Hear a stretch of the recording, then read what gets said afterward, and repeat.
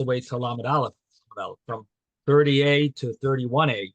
And the Gemara that we learned is a continuation of this Gemara about mitzvah b'aveira, mitzvah that comes through an aveira, as well as an issue of a mitzvah that needs to be done by an object that you own. So this was the topic of discussion here was something that's stolen, and the owner is meyayesh, he gives up hope. And the question that the Gemara deals with is what needs to be done if you have stuff that is potentially stolen. And that was Rav Huna's case. Rav Huna told the Avankari were these type of salespeople who either some type of either peddlers or they're just merchants, but could be that they would sell ulavim and esrogim. They were the esrog merchants, whatever it is.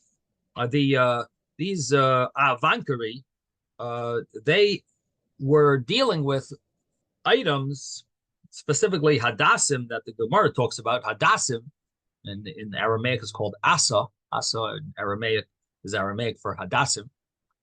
They were dealing with these items that might be stolen. They're mitzvah items, and they might be stolen. And so Rav Huna is trying to allow a person to fulfill the mitzvah without any issue of, well, what happens if it was stolen? What happens if we find out later on that it was stolen, after Sukkot even? Did you fulfill the mitzvah? So Rav Huna wants to cover ourselves. How do you protect yourself from the potential effect that it was stolen? And there's two issues here of the fact that it might be stolen goods. One issue is mitzvah haba b'aveira. Another issue is that it might not be considered mine. Now Rashi wants to learn both of these. He has two pshatim. Rashi brings two explanations when he talks about the questions on Rav Huna. The Gemara questions Rav Huna, what about this and what about that? And the Gemara and Rashi brings that Rav Huna might hold you need yiyush and shinoi reshus. You need not only to give up hope, but you also need it to change owners from the ganav or the gazlan to the buyer in order for it to be considered yours, which means that we're dealing with the mitzvah of having it lochem. It has to be your lulav and esrog on the first day of Sukkot. And if this is stolen, it would not be considered yours, and you won't fulfill the mitzvah. The other pshat that Rashi gives is that maybe yiyush is good enough, and it could be considered yours. But the problem is, maybe you don't need shinoi rishus, but the problem that Rav Huna is dealing with is that it's a mitzvah b'aveira. If you people are going to cut it, so you're right, it's yiyush, true. The owner gave up hope, he's not expecting it back. You cut off these hadassim. Nevertheless, you have hadassim that are going to be a mitzvah b'aveira, so they're yours. It's lochem. It's yours, and you do owe some money maybe to the person you stole from. But the problem with fulfilling the mitzvah is not that it's not yours, it's that it's a mitzvah b'aveira. So that would be the other way of understanding the Gemara, that the Gemara is trying to cover, that Rav Huna is trying to cover us from the fact that it might be a mitzvah that is involved, that you're fulfilling based on an aveira, based on a sin. And the way to get around that problem, according to Rashi, is if it changes ownership. Someone else, if someone else does it for you, that would be okay. um, the Gemara deals with maybe you could change maybe something changed in the item, and that would also make it that it's not the same item. And so these are what the Gemara deals with in order to allow you to fulfill the mitzvah, either that it should be lachem, it should be yours, or that it shouldn't be a mitzvah haba b'aveira, it shouldn't be a mitzvah that is coming with an aveira, together with an aveira, through an aveira. However, you learned that sugya. However, the different commentaries based on the discussion of mitzvah haba b'aveira, this could be such an issue. And we have to cover ourselves and protect ourselves that you're not going to have such a problem, and you could fulfill the mitzvah properly. So let's go through each of these details in the Gemara. So the Gemara starts off with Rav Huna, that Rav Huna said to the Avankari, when you buy the hadassim, the myrtles, from the goy, you should not be the ones cutting it. Let them cut it, and they will give it to you. Now, they'll hand it to you. Now, the reason is because the goy who's selling it to you might be the Gazlan, might have stolen this land. And the truth is, even though he stole the land, there's a rule, karka eina nigzelas. Land doesn't get stolen, and therefore the Gazlan does not own it. Just because the owner gave up hope, because the ground does not get stolen, there's no such thing as stealing property. So because of that, the ground is not going to get stolen. So you need to own your hadassim. How are you going to do that? The guy stole the land.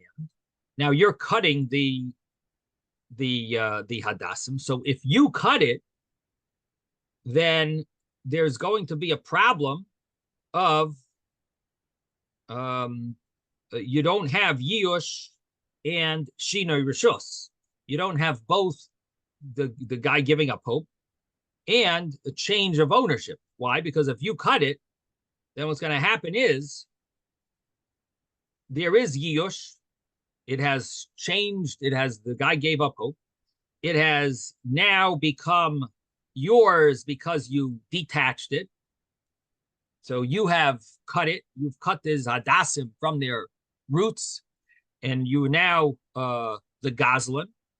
And if you do it, it's a problem. If the guy does it, he cuts it from the roots. He's the Gazlan.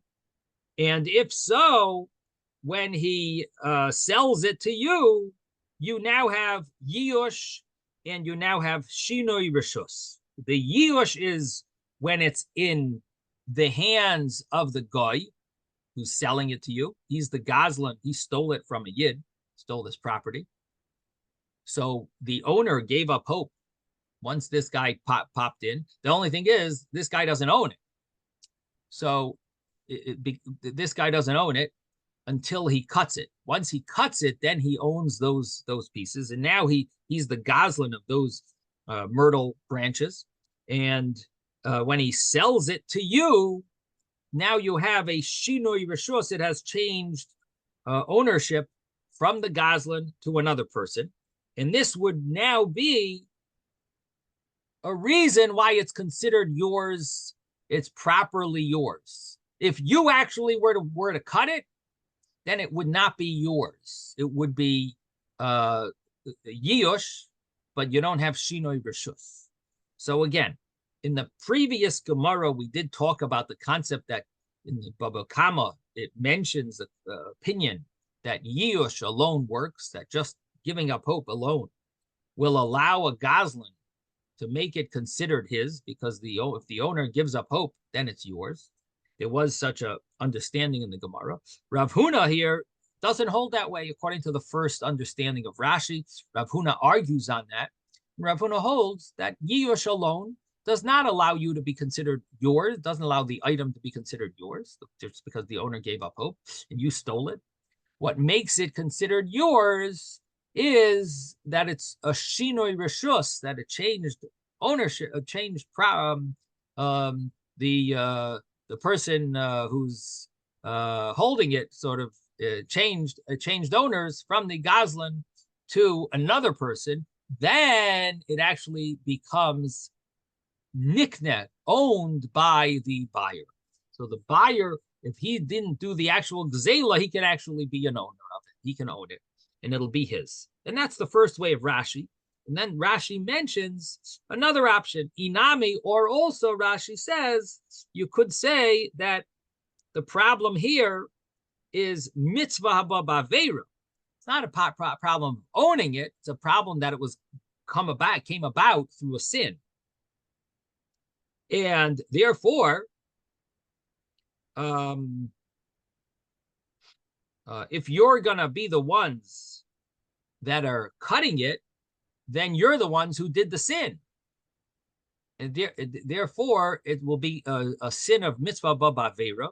And instead, so even though Yush works, the original owners gave up hope. Now you go and cut these hadassim. So they gave up hope. The only thing is they gave up hope. Karka ain't an exelis. Anything attached to the ground is not considered changed ownership, because just because you stole it, the property doesn't get stolen. When you cut it, then you actually are stealing it.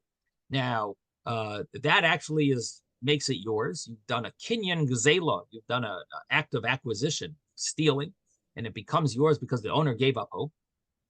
Nevertheless, it's called a mitzvah b'avera, and then you won't be able to use them for your lulav and esrog. So what do? Get the guy to cut it. What happens then? The guy stole it from you. Okay. And now is kinyan gzela. He now made a kinyan on it. So because Yush works according to this second way of Rashi, Yush alone, giving up hope alone, makes the Goslin own it. And now he's going to sell it now. The Goslin, the guy selves, are not going to do a mitzvah of shaking lulav, but if they would, they wouldn't fulfill the mitzvah because it's a mitzvah b'avera at this point.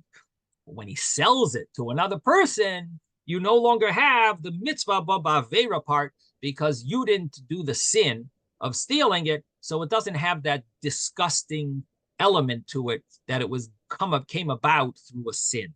So that's the second way of Rashi. And the difference between these two ways seems to be if we're dealing with is the issue only on the first day of Sukkot, or is the issue on the other days of Sukkot? In other words, if the issue is an issue of owning it, so when do you really have to own your lulav and esrog and hadassim and aravos? You need to own it on the first day. The other days don't have to own it. However, if you learn that the issue is mitzvah b'avera, the way we understood it was that mitzvah b'avera would apply on all the days. Of Sukkot, and therefore, if the avankari were to cut the hadassim themselves, and it would be considered a mitzvah b'avera, they could not be used at the entire Sukkot. So these are two ways of Rashi. According to the first way of Rashi, Rashi is not bothered with mitzvah b'avera. He's only bothered with the fact that you don't own it. Now, how would Rashi reconcile that with the fact that there is a mitzvah b'avera? So, he's dealing with the issue of owning it. But what about the fact that it is a mitzvah b'avera part? How is he going to deal with that? How would he reconcile that? In other words, the second explanation at least deals with the big problem of mitzvah b'avera part. It deals with both. The second explanation of Rashi explains, number one, you own it because Yush alone is koina. So you own it, it's yours. And it's not a mitzvah b'avera because you sold it to a second party. The first, according to the first way of learning, Rashi doesn't seem to be bothered with the mitzvah b'avera part. Why not? So one way of understanding is Rav Huna maybe holds like Shmuel.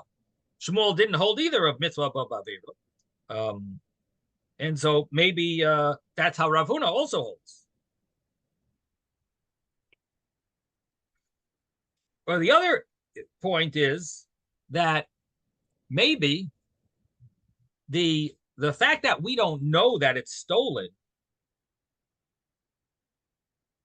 that knows we're just guessing that it might be. We're nervous. We're trying to cover ourselves. So on that, Rav Huna is not worried. In other words, it's not a definite case of mitzvah b'avera here. This is like a questionable mitzvah b'avera. That's taking it. That's a little far out. Most property is not stolen. Happens to be there are properties that are stolen, but not majority, and therefore maybe it's not stolen. Even if it was stolen, maybe it was stolen from a guy. So basically, Rav Huna is not worried about that mitzvah b'avera. The main thing is that you should own it. It's yours.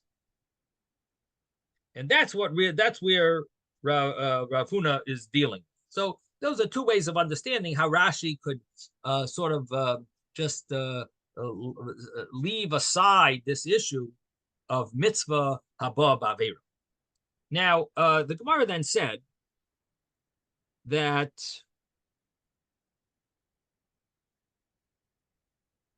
the avankari, they're going to cut it. And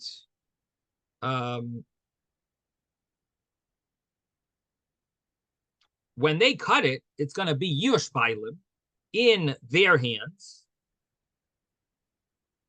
And they're going to sell it to a buyer. And when they sell it to a buyer, then there's a Shinoi Rishus. It changes ownership. So if that's so why does Rav Huna care if they cut it or someone else cuts it or the guy cuts it? It's going to still cover ourselves because it's going to change hands to another party. So it's not going to be mitzvah b'avera, and there's going to be shinoi rishus, yush and shinoi rishus. So you got both issues that we were initially concerned about seemingly would be worked out because the avankari are selling it to another party. If they're keeping it themselves, then we understand there's two possible issues. One is mitzvah b'avera, one is the fact that it's not owned by them, but the fact that the avankari are selling it to another party, so now we could let the avankari themselves cut the lulo de hadassim. Let them themselves cut it. It's anyway going to another party. There's yirush here. You have shina rishus, and ultimately there's no mitzvah b'avera either because it's changed. It's not the same person who stole it. So the Gemara answers, no, we're dealing with the avankari themselves. Rav Huna is worried about the avankari themselves. They want to fulfill the mitzvah of lulav and esrog. So because the avankari themselves want to fulfill the mitzvah of lulav and esrog, therefore Rav Huna tells them, you know what, guys, let the guy cut it. Then you buy it from the guy. You won't have a problem of that it's not yours because Yush and Shina Rishus makes it yours. Second of all, the other pshat, mitzvah b'avera, you don't have the problem mitzvah b'avera because it's changed. It's a different person now. It's not the same person who stole it. So according to Rashi, that would be an understanding that it should be okay. So that was the Gemara's answer that we're dealing with the avankari's mitzvah themselves.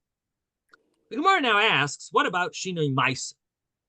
Shinoi Maisa means that when they tie the lulav, that should be considered a Shinoi Maisa, that it changed in the item, and by making such a change and tying them together, that should be a reason to be kainit. And if so, that should resolve the problems of it's not yours because it didn't. It's only Yush. All you have is Yush, and Rav Huna might hold you need Yush and Shina Rishus. The Gemara says, well, he doesn't need Shina Rishus if you have Shina Maisa. If you have a change in the item, that also would be a reason why you now are going to own it, and that would be sufficient for you to fulfill the mitzvah that it has to be yours. Or the same thing seemingly would be with regard to the mitzvah b'avera, that because it's a different item, this should help to be considered a shinoi. The shinoi ma'isa should help to be considered that it's not a problem of mitzvah b'avera. But we dismissed that yesterday, right? The Gemara did. Yeah. The Gemara answered that it's not really a change because you just tied it together. First First, a lulav doesn't need to be tied. And even if you say a lulav does need to be tied, nevertheless, it's a shinoi hachoizer lebriyasai. It'll be a change that returns to its original state. So, and that's not called a change. So it's not called a shinoi maisa. We could give an example, right? If you were dealing with wood and you built something with the wood, that would have been a change. It wouldn't have been the same object, and you couldn't just take it apart and give it back. If you cemented it, yes. If it was cemented, or you cut it and you built something. Cut it, cemented it. Yes, correct. Just building it itself, we'll soon see in the Gemara, doesn't necessarily do that, but cementing it does, or cutting it, of course. Yeah, that's Rabbi. Yes, Rabbi? Moshe. Yes. It becomes Hoshana after it's tied. It becomes Hoshana. It becomes part of the. It becomes holy. It becomes part of as opposed to being Hadassah, which is just separate. And then when it's tied so in, that's the next Gemara. That is called Hoshana. Okay, so so the Gemara says that you have the issue of the fact that it's tied. That should be Shina Maisa. The Gemara basically says it's not a problem. The Gemara is interesting how it says it. First says lulav doesn't need heat. Rav Huna holds lulav doesn't need egg. Then even if you say that lulav does need egg, what's the back and forth over here? It needs egg, it doesn't need egg. What does this mean? So because we know the Chachamim hold ein tzarich egg. So commentaries mention that even though it doesn't need to be tied, according to the Chachamim, but there is a mitzvah la'agda. And the question is that a mitzvah that's supposed to be done l'chatchila, or is that a mitzvah that's only min hamuvchar? So if it would be a mitzvah, in other words, the midrabanan, it's a mitzvah to in other words, the Torah law, they don't learn from the Torah that it needs to be tied. But it could be that it's a mitzvah d'Rabbanan. Now, if it's a mitzvah d'Rabbanan, then this would be considered a shinoi maisa. It's because a person's going to fulfill it that way. That would be, but if it's only a mina, if it's only a mitzvah mina mufchar, like an extra bonus to tie it, so maybe a person's not going to do it. That would be an understanding. In other words, one understanding is that the question of the Gemara is that, of course, he holds it doesn't need eged because he holds like the Chachamim. But the question is, what do the Chachamim mean when they say a lulav eina tzarich eged? What do the rabbis mean that you don't need to tie it? Does that mean it's only midrabanan, or does that mean it's only a mitzvah min hamuvchar? So if it's a midrabanan, then you would need to tie it. So on this, the Gemara answers that even if you need to tie it midrabanan, nevertheless, it's a shina yachoizer lebriyasa. You'll change, it'll go back to its original state. In such a situation, such a state will be not considered a shinoi, because since it goes back to its original state, it won't be considered a shinoi. So even if you hold that it's drabanan, you obligated to tie it together, it's not a problem. Now the Gemara continues and says, why isn't the pasuk that comes from the Torah does not mention anything about tying? Yeah, so we had in the earlier Gemara about that one opinion learned it from a pasuk, that you would need to tie it. The rabbis didn't learn it from the pasuk. So what you're saying is a debate between, I think it's Rabbi Yehuda and the Chachamim, but we'd have to look back on Daf Yud Aleph.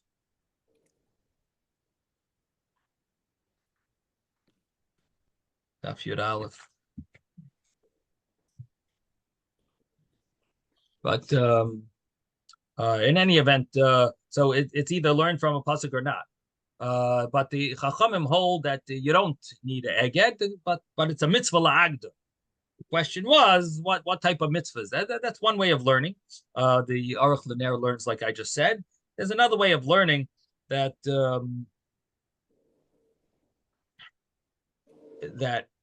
if lulav needs an eged, if it needs to be tied, so then the eged would be considered a shinoi maisa because this makes it fit to do the mitzvah. But if it's ein tzarech eged, if it doesn't need it, then it would be fit for the mitzvah even without it. Then when it's not called a shinoi maisa. So the Gemara's question is the halacha like Rebbe Yehuda, or is the halacha like the Chachamim? And that's what the Gemara is saying. And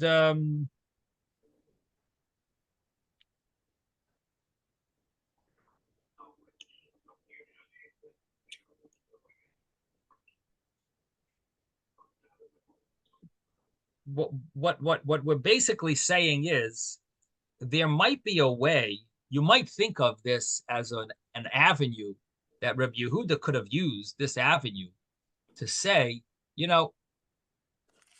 don't worry about the goyim cutting it. You could cut it. But you know what? Tie it. You just tie the lulav, and you'll be all set. As long as you tie it, you'll do a shinoi maisa. So even though it's einay tzarech eged, but you make an egg, you tie it. Why did he tell them, make the goyim cut the hadassim? He could have told them, you cut the hadassim. But you know what? Afterwards, make a shinoi maisa. You tie it. And if you tie it, that'll be considered a shinoi maisa. It'll be no problem. It won't be a mitzvah b'avera. It won't be an issue of lachem. You tie it. You'll do a shinoi maisa. You'll own it. It'll be a different item. And so on this, the understanding is that only if it would be an obligation, if you would say lulav tzarech eged, then you would say that that's a shinoi maisa. In other words, but the thing is, the Gemara answers that. So even if you're going to say that lulav needs an eged, and then if you would have told them to tie it, it would have worked. On that, the Gemara says, no, even that wouldn't work because it would basically return to its original state, and it wouldn't be considered a shinoi maisa. So on this, the Gemara says, but let him be koined, let him take ownership of it with shinoi hashem, because now it's called an asa, hadassim, and when it's tied together, it's going to be called hoshana. Interesting. We don't really call it hoshana, but in the Gemara they called it hoshana. So it was a term used because they would shake it when you say the Hashanas, it would they gave it that name basically. When we march around, we call it Hoshanas. So that's the big event. The right. It's interesting. He uses the term they shake it. We don't really shake it. We march around with it. But I guess that's called shaking it when you march around with it. But in any event, so it was called. So they would call the whole. Again, we don't call it Hoshana. We don't call the lulav and esrog Hoshanas, Hoshana. But they would.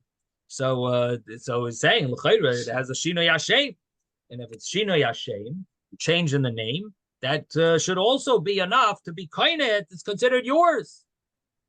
So the Gemara answers that no, that the original name was also Hoshana, even though even if it's not tied together, it's also called Hoshana, and therefore this is not called a shinoi hashem, and therefore you would need some other reason why it's to get around the problem of not owning it or get around the problem of mitzvah b'avera. Therefore, he told Rav Huna told the people that you need to have the goy cut it. That was his answer to this, to getting around this problem or these problems. I should just mention, as a small little taisvis on page Lamed, on page 30b, where it mentions about the fact that the yiyush, the giving up hope, when you cut it, when the avankari will cut it, this will be a yiyush bailim, the owners will give up hope, and if so, they sell it to someone else. You have Shinoi Rishus, the Gemara said, when they sell it to someone else. So Tosfos asked a strong question, and that is that, but the owner doesn't see you cutting it. The owner gave up hope a long time ago of this property, but that giving up hope didn't really do much because karka ain't an exelis. And now you're cutting it. The owner doesn't see it. So this Yush is called a Yush Lemidas. And we know that there's 6 cases where the halacha follows Abaye. Yush Lemidas, lo have a Yush. That Abaye is machmir there. He says it's not considered giving up hope because if the owner doesn't know, even though if he would know about it, he would give up hope, but he doesn't know about it yet, or at this point, and therefore it shouldn't be considered Yush, not considered giving up hope. So maybe you're not fulfilling the mitzvah. When you shake the lulav, you're not really doing the mitzvah properly. So on this, Tosfos answers that it's not a case of Yush Lemidas, because the case that Gemara talks about Yush Lemidas in over there, where it talks about it, that type of case was the owner didn't know that he lost an object, and you picked it up, and you found it before he knew that he lost it. Here, the owner knows that the Ganovim, the Gazlanim, stole his land. They know it already. They've known it for years. Now, they gave up hope already. The problem is that with ground, with property, it doesn't work, the giving up hope, because karka and exelis. But the yish is there already, and it stays dormant, but it stays. The yish is there from before. The case in Elu Metzias where yish lemidas, where a person finds an item that the owner didn't know that he lost, and you want to keep it because the owner, once he knows about it, he's going to give up hope. That's not good enough, because we're afraid that maybe he doesn't know that he lost it. Here he knows he lost it. The problem is the yish doesn't really take effect, but the fact that he knows he lost it and he gave up hope already, that already happened. So once you cut it, it kicks in. Once you cut it, it kicks in. So there's a difference between our case, Yerushalayim Midas. So it's important to know that, because otherwise you get a little stuck over there with thinking about, you didn't really know. How does he know? Who says he knows that he gave up, that it got cut? And you're right, he doesn't know that it got cut, but it's still considered giving up hope, because the original giving up hope that he had, we know the Goslin stole the property, that basically is considered a valid giving up hope once he cuts it, and there's no more karka ain't an exelis claim. There's no more claim that the ground doesn't get stolen. Okay, so that pretty much finishes up this complicated Gemara without getting too much into the complications. We covered it. Now comes the Gemara, because of course we're talking about a stolen lulav. The Gemara jumps to, even though our chapter is really not about sukkah, we've dealt with sukkah in the previous chapters, but once we're talking about stolen lulav, the Gemara brings, what about a stolen sukkah? When you talk about a stolen sukkah, the issue that we're dealing with is, one of the issues we have to deal with is, what is a case of a stolen sukkah? Because we just said karka ain't an exelis. You can't steal property. So how do you steal a sukkah? So one way could be maybe that you kicked out the person who's the owner. If you take him and throw him out, that might be a way of stealing the property. And maybe that would be considered a stolen sukkah. Another way could be that you stole the wood that you built the sukkah with, or the schach, walls. So that would be another option called the stolen sukkah, meaning not that you stole the property, but you stole the material that you built the sukkah. This used to be a problem when I was growing up about the schach, because it wasn't typical that there were stores everywhere that could sell like bamboo to you, whatever. So some people had to go and find it.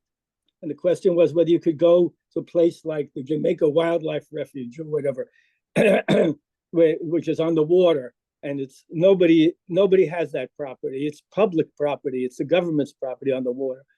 Could you go there and cut the reeds? Uh-huh. So according to the previous Gemara, you could cut it for someone else, maybe. I mean, the only thing is, it might be definitely considered gzela here. It might be different. It might be worse. Correct. The other cases, the cases there, we're not sure it's stolen.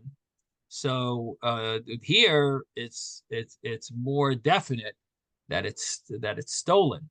So that could be a problem. It was a real problem because people didn't live where there were forests or things like that, and even then, it would be the same issue maybe of being public land to go to a forest. So clearly over here with Hadassim, for example, they have to be cultivated. It's not something you just find wild. So that's what the problem is. You have to go, and it's a sophisticated marketplace. Rav Huna is in Bavel, right? You know what? I'd have to look it up. I think it's a very sophisticated society. We don't think about it that way, but they have marketplaces. So the thing is that the Jewish people live in this town, but the people who bring them the materials are going to a market somewhere else to account, and then they're bringing them to the town. And they're Jewish, so they want to use it also. They have the obligation also. So that's why there's this chain of responsibilities. But that's more like our society, because when you go buy fruit, you're not the one who's cutting the fruit, right? And the fruit is coming from far away. You don't know whose land it is, right? And it's going through several hands. It's going through several hands. Yeah, the thing is that that case that you're mentioning now does fit with our Gemara, the previous Gemara, better, because there you're not sure that it's stolen, and good chance that it's not stolen, and therefore you have all these the way to get around this whole thing is you just have someone else buy it for you, or and then you're all set, or you're buying, basically you're buying it from the store. You really don't have a problem, because it's when you're harvesting it yourself that you're cutting it yourself. That would be more. Used to be the schach was the big problem, because if you had a sukkah, you had the walls. Usually, you stored the walls or the material for those walls from years before. Right. Or you took. We used to use doors in New York. They used doors a lot. That was a free piece of board that might be available in the basement of an apartment building or something like that. But the schach was the big problem. Right. Okay. Thank you. Thank you for the practical side of this. So now the Gemara talks. So I was mentioning different ways of stealing a sukkah, and then the third way that is possible to steal a sukkah would be if the sukkah is a movable object, where you have a sukkah on top of a boat or on top of a wagon. So we said karka ain't an exelis. You can't steal the property. But here you could steal a sukkah on top of a wagon or a sukkah on top of a boat. That's called movable. That's a different rule than a sukkah that is on property. So you basically we're going to deal with these type of cases and figure out what the Mishnah, what the case would be, and where it would be allowed, where it would be prohibited, and so on. Tanu Rabbanan. So the rabbis taught in a brisa. We're on page Lamed Aleph, page 31a, and we're on the second line. Tanu Rabbanan, the rabbis taught in a brisa, sukkah gezula, a stolen sukkah. Vehamasachech b'rshus harabim, and someone who puts schach on their sukkah in the reshus harabim, which basically means he's stealing from the people who live in the public, who live nearby, but they are walking in the reshus harabim, in this public domain. So you're basically stealing from the public, from the community, from communal property. So it's called gzela. You're stealing. So you're making a sukkah in public property, which is somewhat of an issue in some of these restaurants where they build a sukkah on the street.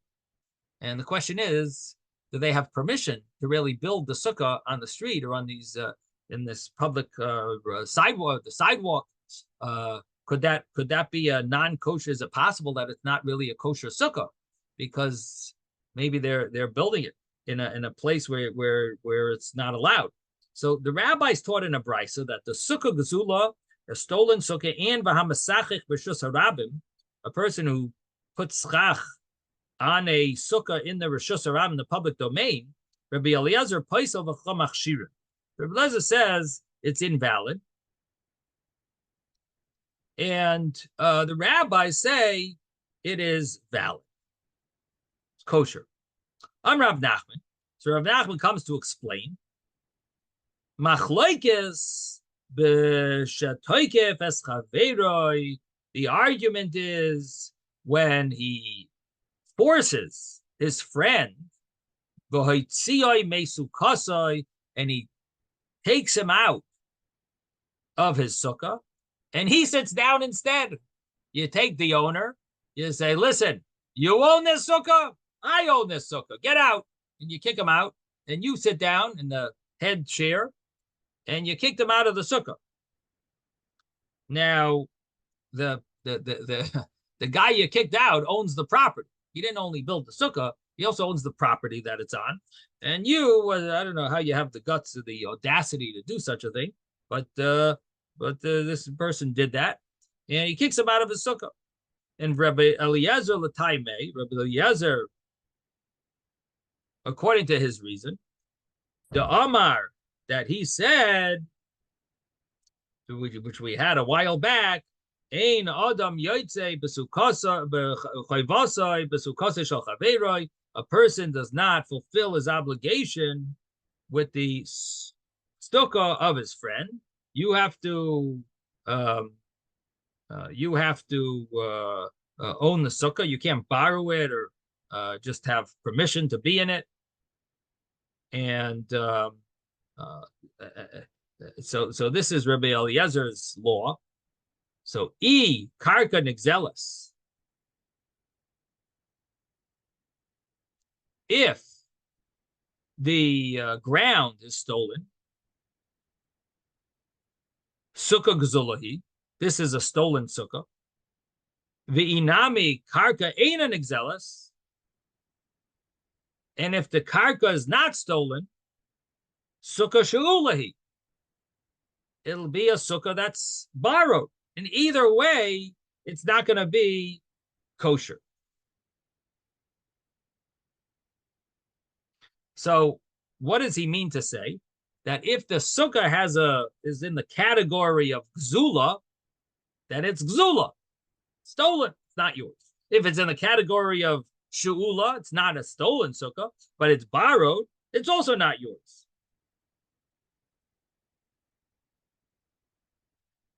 So what it sounds like is he doesn't know about karka ein nixelis. I mean, our Gemara seemed to say it pretty clearly. So he's not sure if Rabbi Eliezer holds karka nixelis or ein nixelis.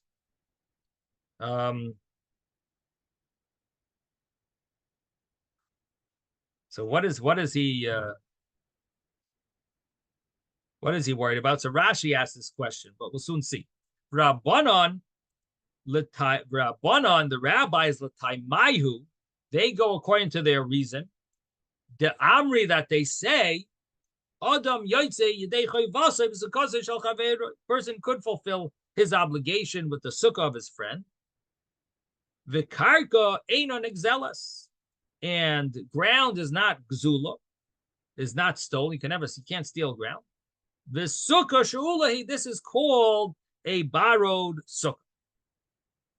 Aval, but this is a continuation.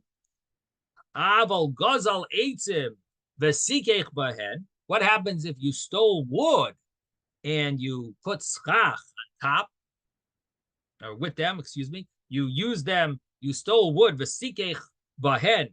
You were masachech with them. You used them as schach for your sukkah. Divrei hakoil ein loy ella. Everyone agrees. Ein loy ella demei eitzim. All you have is the value of the wood. The sukkah itself is kosher. That's not called a sukkah gezula, because you were koine, the Goslin takes ownership of the wood by the fact that he stole them, and additionally, he attached it to his sukkah, or at least he changed the name of it from wood to schach. So he is koine it. He's going to be koine. This will be a kosher sukkah, and it won't be a problem of gzula. He will owe the person money, and he stole. Does a sin of stealing, but that would be a case where everyone would agree that the guy, the ganav, the goslin, only owes money. So the may eitzim, all he owes him is the money, the value of the wood, and he doesn't have to give him the item that he stole. And the item is owned by the goslin, by the robber, and the sukkah is basically kosher according to everyone. Even Rebbe Eliezer, who says you have to own the sukkah, he owns the sukkah. He's the owner. How does he own it? He stole it. Stole this wood, and he gained ownership of it. Yiyush, Shinoi Rishus, Shinoi Maisa, Shinoi Hashem. Yes, it changed the name, it changed the item. So ultimately, it's his. He's Yaitz. It's considered his sukkah. Of course, the rabbis have no problem because it doesn't have to be his as long as as long as it's they hold even stolen would be kosher. So there's no problem according to the rabbis. It's only according to Rabbi Eliezer that it would be an issue. Well, I guess they would have to deal with the fact that it's a mitzvah above avera, which we'll have to see. Yes, David. He's not. How can he be the owner? He's only the possessor. He only has the possession in his hand. He didn't really own it. He's the robber. Right. So what we've been learning yesterday and today. Yeah. I'm sorry. So if he's the robber, he's not really the one who owns it. He's just the one who holds it in his possession. Right. So what we've been learning yesterday and today is that sometimes a robber becomes the owner of the item, and he just owes the value of it to the person he stole it from. And this would be one of those cases where he gains ownership of it with Yiyush and Shinoi Hashem or Shinoi Maisa. He would gain ownership of it. And the Gemara Baba Kama talks about possibly just because the person gives up hope, you already gain ownership of it.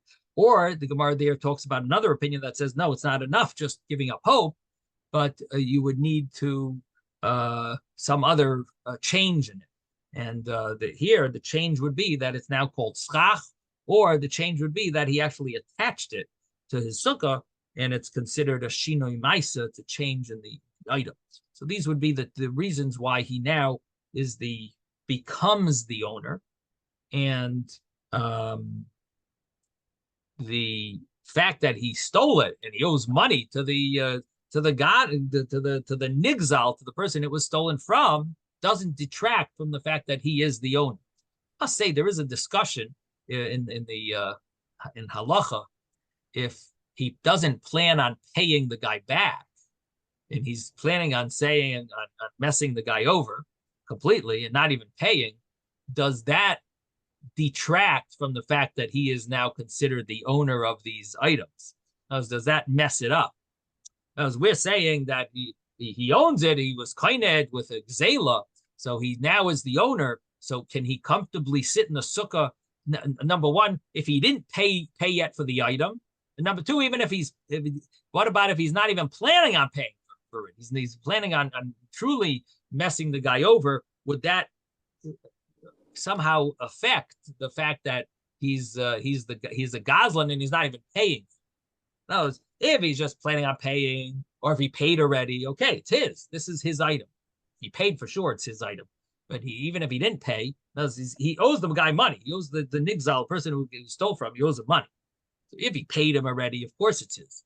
The halacha is he's allowed to keep this the wood. He's allowed to keep it, and he pays back the value. If he didn't pay it back, at least he's planning on paying it. What if he's not even planning on paying it back? Seems like it might be a little questionable. We're going to look in the Mishnah Berurah at Hashem tomorrow. Maybe we'll talk about that. He could tell him at the end of Sukkah. He says, "You know what? You're right. Here's your property back." Yeah, right. Oh. And people do that all the time with Home Depot and stuff. They borrow something they need and then they return it after they use it. Yeah. But yes, Jeffrey. So, but we also saw that if you were out in the grazing land and you found a shelter that the shepherds used, you didn't construct it. So Rabbi Yehuda would say it's no good. But the Rabbanim. One second. We're talking about Rabbi Eliezer in the Chacham. Rabbi Eliezer. Yeah, Rabbi Eliezer said you have to have your own. And you can't go back and forth one day here, one day there. You have to stay in your own place. You have to stay in your own, right. Yeah, okay, I got it. But if you're out with the flocks, whatever, you're grazing and you found a shelter that the shepherds built, and they don't take it down, they just leave it out there where they're grazing as a place to refuge from the sun. Mm-hmm. So you could go there and eat your meal, and we didn't even talk about it like Shaul. We considered it that you just could use it because it was built correctly. I'm not sure about that, according to Rabbi Eliezer, because first of all, Rabbi Eliezer holds you need to have the same sukkah, the whole sukkahs. All right, he would say all these cases are no good. Right. Yeah. You're saying according to the rabbis? According to the rabbis. You didn't have to build it, and you didn't have to be in the same one all the time. And it's still not considered to be Gezula. Mm-hmm. It's considered to be, they didn't even bring up the title or the topic She'ula. They just said you could go and eat there. I have to look in Shulchan Aruch. It sounds right, but I'm not sure how that works. Like because on the one hand, what you're saying is because karka eina nigzeles, it's not called stolen. So we can't call it stolen because the ground doesn't get stolen, and so how could you be considered to have stolen it? So it sounds correct, so it sounds like you would fulfill the mitzvah. I mean, it was because according to the rabbis, even if you took the guy out, at least the way Rav Nachman is explaining it, even if you kick the owner out, you fulfill the mitzvah. So here you're talking about a case where you don't even have the owner's not even there. Sounds even better. It sounds better than that case. So Rebbe Lezer wouldn't go for it. But if that's the case of the machlekes, it's even if you kicked him out, that's quite a sukkar kein and exelis. It's considered a sukkah she'ula even when you kick him out. So it sounds like you would be right, according to the rabbis. We'll have to look in Shulchan Aruch. The Alter Rebbe has an interesting thing here, I recall, and we'll have to look into it. The Alter Rebbe might have an interesting take on this argument of Rebbe Eliezer and the rabbis. But we're going to stop here. Sei gesund. Thank you. Have a great day. Thank you, Rabbi. Okay. Thank you, Rabbi.